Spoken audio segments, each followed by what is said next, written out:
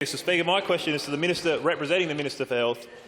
Can the Minister please update the House on how the Marshall Liberal government is delivering better health services for South Australians?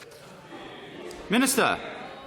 Thank the member for Narungga for his question. It was indeed when I was in the member for Narungga's electorate just last week, we were passing the Kadina Hospital and talking about a number of these issues. And while I'm on that opportunity, I will pay tribute to Dr John Flett, who passed away in the last couple of weeks, who was integral to building that hospital and indeed supporting health services on the Yorke Peninsula. Dr Flett was South Australia's nominee for Australian of the Year 2 years running in the 2000s, and I think it's appropriate at this time to mark his passing and the extraordinary contribution he made to health services in South Australia, particularly on the Yorke Peninsula.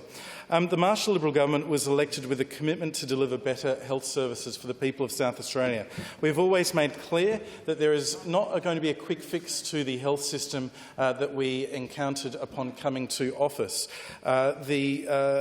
Disastrous mismanagement in so many areas will take time to fix, but we have worked every day. The Minister for Health in particular has worked diligently every day to address the challenges facing that system. In relation to the repat, we stopped the sell-off of the site. 50 beds have been secured on the site that were to be washed away. A new 78-bed dementia care facility will be built as part of the Oakden Response statewide model of care, co-located with an 18-bed acute ward, and $110 million has been committed to reactivate the repat.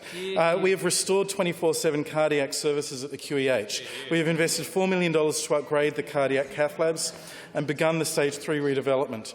At Modbury, we've returned 72-hour surgery to Modbury. We've established an extended emergency care unit. We will deliver a 4-bed HCU, and we're delivering a $92 million capital upgrade for the hospital. At Noarlunga, we've delivered the 12-bed acute medical unit, and indeed, we are investing a further $86 million in a very important project in the Southern Health Expansion Plan, a series of service moves that will boost health services in Southern Adelaide by increasing emergency treatment spaces at the Flinders Medical Centre by an additional 30 spaces, creating a new state-of-the-art 12-bed acute facility for people with dementia and complex care needs at the repat, enhancing acute capacity in the Noarlunga Hospital and increasing medical cover in the ED.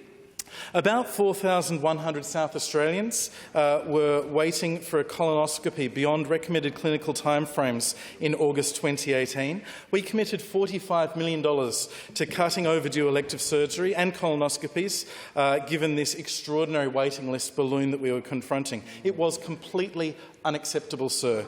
In the past 5 months, the number of people referred for colonoscopy for the first time and who are on the overdue waiting list has dropped from that 4,100 to 1,970 as of the 15th of August 2019 to 1,017 as of the 31st of January this year, a 75% reduction from the government starting this support. We've halved the number of South Australians overdue for elective surgery since the election in March 2018.